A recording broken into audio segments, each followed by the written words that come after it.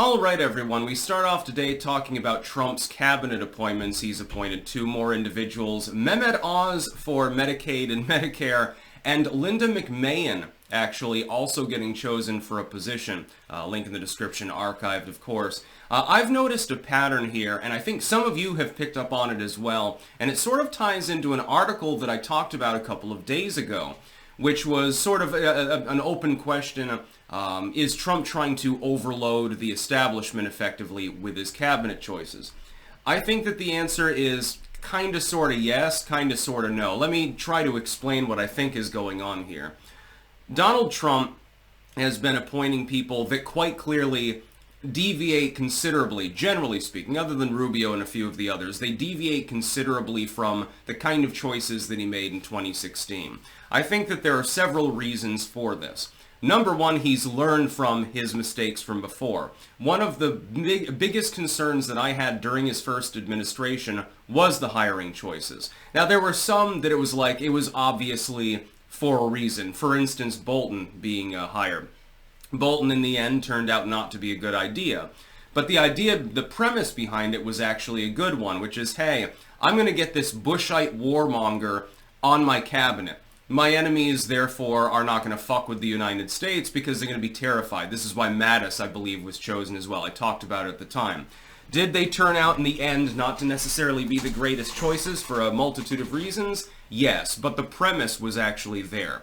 Trump is not doing any of the hiring decisions that he's making right now at random. This is not nepotism, other than maybe Kristi Noem and a couple of the others. Mostly, I think what he's doing is this. He's making a big ask. So this is effectively nothing more than the art of the deal.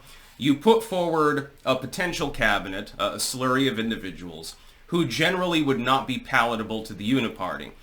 Then you walk back a couple of them in negotiations, you get the rest of them, your cabinet is still top-heavy with people that are, number one, on the MAGA agenda, number two, generally loyal to you, and then you give a couple of conciliatory prizes to the unipartists to get them to vote for everyone else.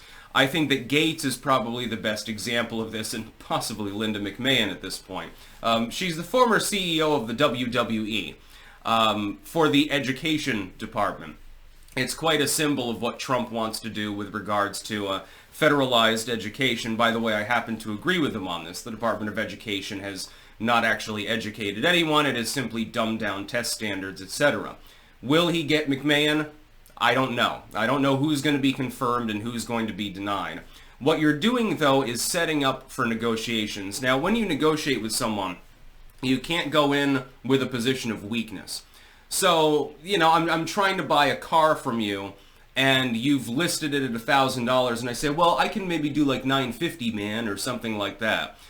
This is a low ball, by the way. It's an old junker. I just want to put it on display. No. What you do is you say, well, it's not worth $1,000. I can give you like $500. And then you sort of negotiate back and forth, and you arrive at your final total. Neither of you gets what you want, potentially, in the end. The thing is, you have to make that big ask in order to get the smaller sum or the smaller reward that you actually expect to get. Trump knows how to do this. He's been in business since the goddamn 1970s. He's been doing this for more than half a century. He knows what he's doing. And that's what I think he's doing with these cabinet picks. So Gates, I would not give him even 50-50 odds of being confirmed as AG. While I wouldn't have a problem with it, I think he'd do a good job. And he looks exactly like Mr. Torrance from The Shining, by the way. I've noticed that creepily multiple times and mentioned it as well. I don't think he is necessarily likely to be confirmed.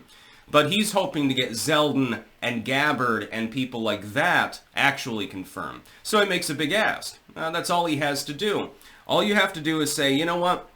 This time around, I'm really going to push things. I'm going to force their hand. They're going to deny some of the people that Donald Trump has attempted to nominate. He's hoping to get the broader number of them actually confirmed by Congress.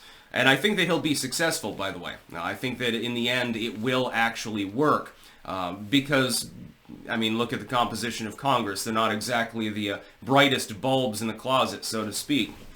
And so Gates, I think, 30% chance maybe, something like that. But he gets Gabbard, he gets Zeldin, he probably gets Mehmet Oz, actually. The Republicans will probably not balk at that because of their constant harping on the concept of Medicaid reform, which does not mean cuts, by the way, so that people are not confused about that.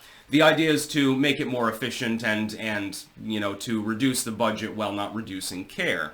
If Trump wants that, then he has to do like a trade-off with the Unipartists. So he, for instance, Marco Rubio.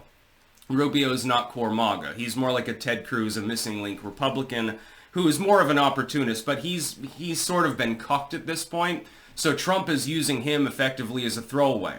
Hey, I gave one of the top roles to one of your people. Give me a couple of these lesser roles, for my people. So Tulsi Gabbard, it's in Intel and so forth. I think that's what he's doing. And it appears that a lot of people haven't really noticed this pattern, which is odd. The legacy media, for example, they're fixated on the idea of Trump simply coming in with a wrecking ball. That's not what he's doing. He's effectively rolling the wrecking ball up to the structure, and then people beg him to stop. He's effectively forcing people to their knees at the moment, and I quite enjoy watching this. It's hilarious. The idea of Lindamcmahon being in the administration, for the Department of Goddamn Education for that matter, is fucking hilarious to me. The idea of Mehmet Oz, he was defeated by Fetterman, actually, in Pennsylvania from the Senate seat. The idea of him ruling over Medicare, Medicaid is hilarious too. Tulsi Gabbard in Intel. You've got RFK Jr. for the health department. This is basically Trump's big ask. This is basically Trump saying, these are the people that I want. I know that I'm not going to get them all. You can parse a couple of them off, but the rest of them I'm keeping. Because I'm the kingmaker. I can't run again for office, so I don't have to worry about re-election. There's literally nothing you can do to stop me. I'll give you some peanuts. Trump is effectively feeding the GOP uniparty peanuts like they're goddamn squirrels. And definitely they're a little bit on the nutty side, so it sort of makes sense as a metaphor. I'm loving every minute of this. Watching his cabinet picks, and watching the leftist heads explode, by the way, when they look at it. Oh my God, RFK Jr. is going to have something to do with the health department? Hell is frozen over. Well, that may or may not actually be confirmed. It's got to go through the legislative process. But the key thing is that Donald Trump quite clearly is doing the art of the deal thing. And for some reason, and it's inexplicable to me, for some reason these people don't even understand what's happening. They don't even understand that they're effectively being conned by Donald Trump. I mean, for good reasons. I consider it to be, a benevolent rather than malevolent act in this particular case because of the uniparty being the way that it is. But they just don't understand. It's hilarious to watch. That's about all. Peace out.